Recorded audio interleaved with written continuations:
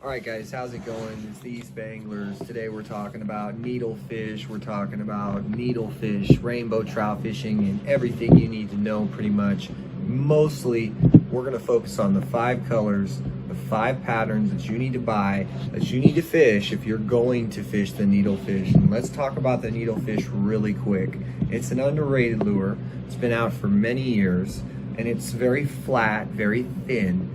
And it does have a wobble. It has absolutely no weight to it, and it does require it to be trolled. It's not going to be able to be casted from the bank very well.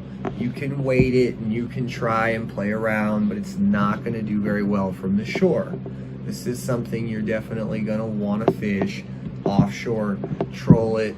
You can be in a kayak, you can be in a boat.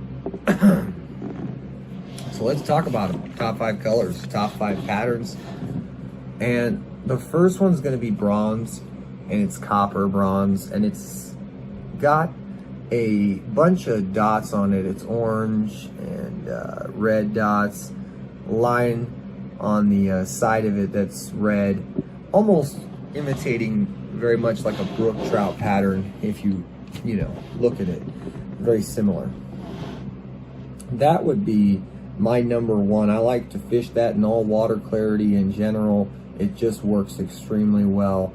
And I like to start out, just my preference, with gold before I go to silver type bait colors in general. So I'll start out with gold in it, and then if gold ain't working, I'll go to silver. And if silver ain't working, then we're gonna do some other stuff. We're gonna go subtle, and then we're gonna go bold with the colors.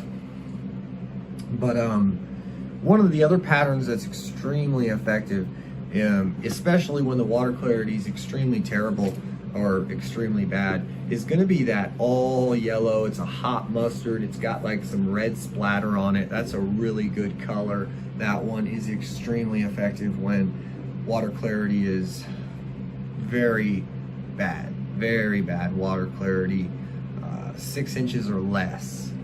So stands out really well. I've caught a lot of fish on it. Not only trout, caught a lot of panfish on that color. So another color we're going to talk about is the rainbow trout pattern. Now you guys already know there's a lot of rainbow trout being planted in California. The stocking programs in California are mismanaged, and a lot of times there's been bacteria outbreaks in the last 3 years. They've lost a lot of fish, and they've been dumping fish in, juvenile fish, undersized fish, at my local lakes and all around my area of the state, as well as other parts of the state. And a lot of these fish are gonna just get eaten by those other fish in the water and the birds. So throwing that rainbow trout pattern can be really effective, especially since there's so many juvenile rainbow trout in California at the moment, the state itself.